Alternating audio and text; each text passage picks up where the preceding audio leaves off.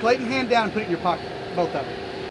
8-year-old Clayton enjoys having his photo taken and running around outside. His hobbies include karate and water skiing, really anything active. Living with juvenile diabetes doesn't keep him from having fun, but it does require a lot of discipline to stay well. A lot of times I can't have what I want to, like cake or cookies and stuff like that. We had a crash course on this life-changing experience of having type 1 diabetes. Clayton was diagnosed with type 1 diabetes at the age of 5. The disease keeps his body from producing insulin, which moves glucose, a type of sugar, through his body for fuel. Without insulin, sugar builds up in the bloodstream, causing organ damage. It's kind of like a death sentence. We were uneducated about type 1 diabetes. We didn't have any reason to know anything about type 1 diabetes. So when I think the initial shock was, this is the end of his life.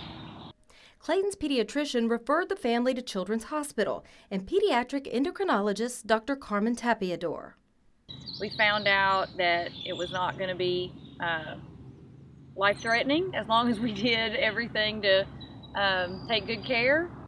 Clayton's illness was caught early because his parents noticed some of the warning signs of juvenile diabetes, which include extreme thirst, frequent urination, sudden vision changes, a fruity sweet odor on the breath, and feeling very tired.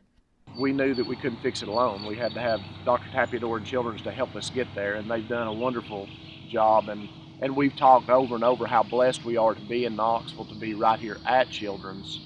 There's no cure for juvenile diabetes. Clayton and his parents must carefully manage the food he eats and monitor his sugar levels 4 times a day. Breakfast, lunch, dinner, and before bed.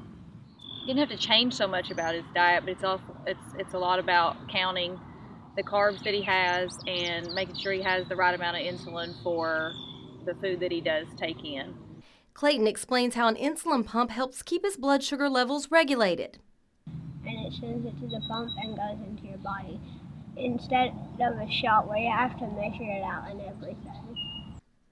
Clayton continues to have regular checkups in the Children's Hospital outpatient clinic, and his parents consider the team of doctors, nurses, nutritionists, and child life specialists all part of an extended family.